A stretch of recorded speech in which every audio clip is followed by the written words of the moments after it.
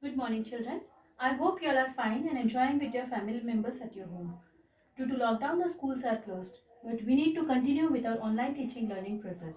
So today, let us start with the first topic of maths, that is geometrical constructions. But before we begin the constructions, let us recall and revise some geometrical terms which you have learned in your previous class. I mean in your 6th standard. So if you remember, children, we have defined and learned the terms like point, line segment, ray, parallel lines, perpendicular lines. So now let us define them one by one. So the first one is point. So point, as the name indicates, it is just a dot which specifies a particular location in space. It has no length, no breadth, no width. That is, it doesn't have any dimensions. Now, how do you name a point? We name the point using capital letters. For example, point A, point P, point Y, etc. The next one is line. So, line is a collection of points that lie in a straight path. Point is a collection of points that lie in a straight path. So, the two arrows on the either side of the line indicate that the line can be extended on both the sides. That is, on the left side as well as the right side. So a line doesn't have a fixed length because anytime the line can be extended on either sides. So how do you name the line now? We name the line using the letters. For example, I will name this line as XY. So you can read the line as line XY or line YX. The next term is line segment.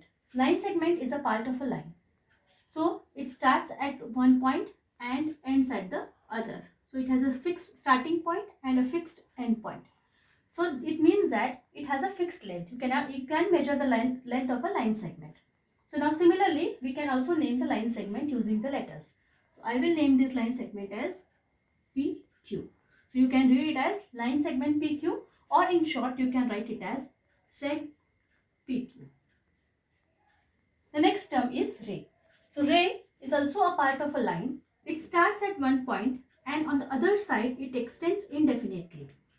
So it is having a starting point, but it doesn't have a end point.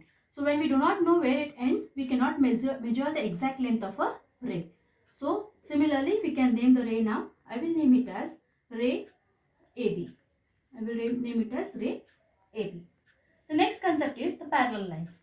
So as we all know, parallel lines are the lines which never intersect. Even if you extended them indefinitely on both the sides, these lines are never going to meet. So parallel lines are lines which never meet even if they are extended on either sides. I will name these lines as line L and M. So how do you read these as now? Line L is parallel to line M. And what is the symbol for parallel lines, children? So I can write it as line L parallel to line M. So this double line is a symbol for parallel lines. Now the next concept is perpendicular lines. So what are perpendicular lines now?